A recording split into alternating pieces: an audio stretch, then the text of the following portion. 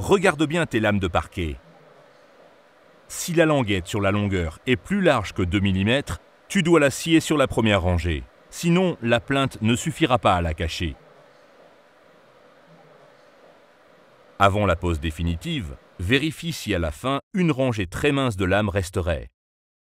Si à la fin, il restait une bande de 5 cm ou moins, scie tout de suite la première rangée un peu plus étroite. Cela te facilite le travail après. Prends toujours 3 paquets au moins en les utilisant en alternance. L'ensemble fini en sera plus harmonieux. Tu poses la lame numéro 1 directement le long de la bande d'écartement. Tu poses la seconde lame à plat le long de la précédente et relie les deux en tapant avec un marteau et une cale à frapper.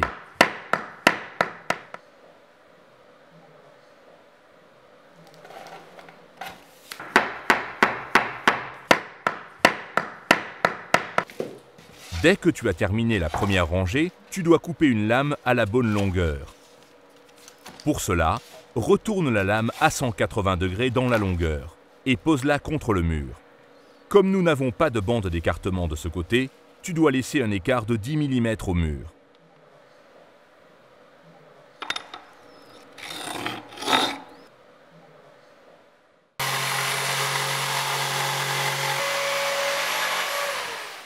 Ce dernier morceau de la rangée est fixé avec un marteau et un tire-lame.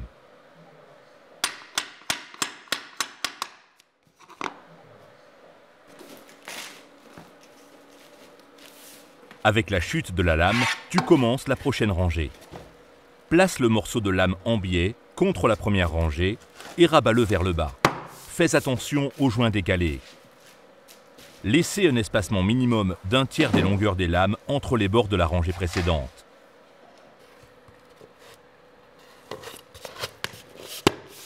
Tu poses les lames suivantes avec un peu d'espacement.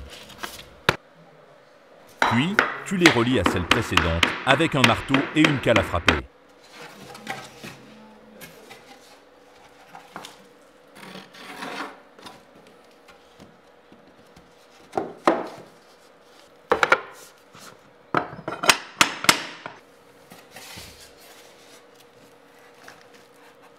Si tes murs sont irréguliers, tu poses la lame le long du mur et tu mesures le plus grand écart au mur. Tu reportes cet écart sur une petite planche en bois. Tu perces un trou adéquat, passes un crayon au travers et tu fais glisser le tout le long du mur. Puis, scie avec la scie sauteuse.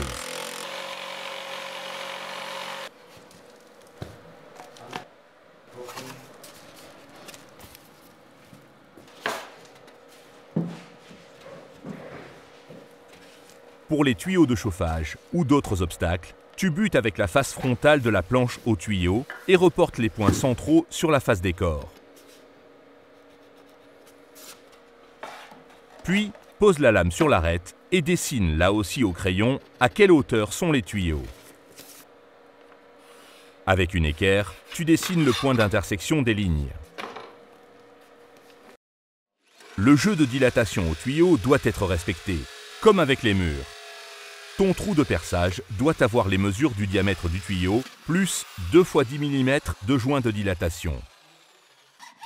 Puis, tu découpes avec une scie à fines dents la lame dans l'espace le plus court.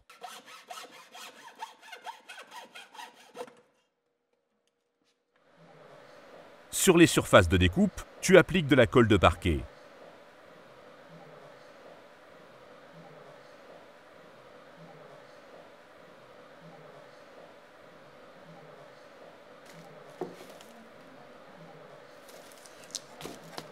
Pour les encadrements en bois, tu poses un morceau de lame adéquat avec le côté postérieur vers le haut contre l'encadrement, tu le scies avec une scie fine.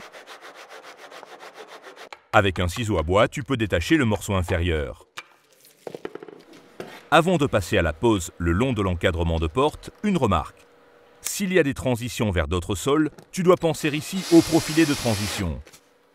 Tu dois fixer le profilé de base sur le sol. Puis, tu visses le profilé supérieur dessus. Quand tu butes sur le cadre de la porte, tu marques le dernier morceau de lame de cette rangée. Puis, scie-le, puis pousse-le sous le cadre et relie-le ainsi. Il faut pour cela enlever ce renflement, car sinon, le morceau de lame ne peut plus être encliqueté. Tu l'encolles en plus avec un peu de colle de parquet.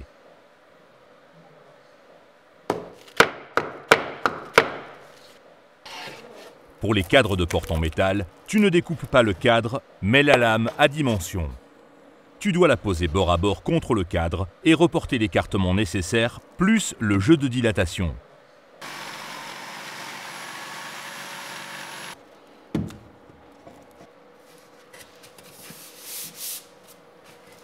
Tu peux boucher proprement les joints de dilatation avec du mastic acrylique. Pour les très grandes pièces, c'est-à-dire de plus de 10 mètres de long et 8 mètres de large, tu dois prévoir des joints de dilatation supplémentaires.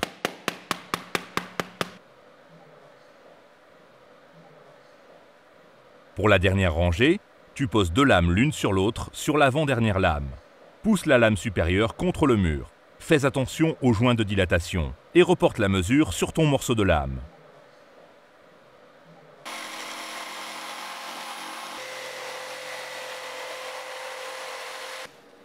Tu places la lame sciée à la bonne taille de biais sur l'arête et tu la rabats vers le bas.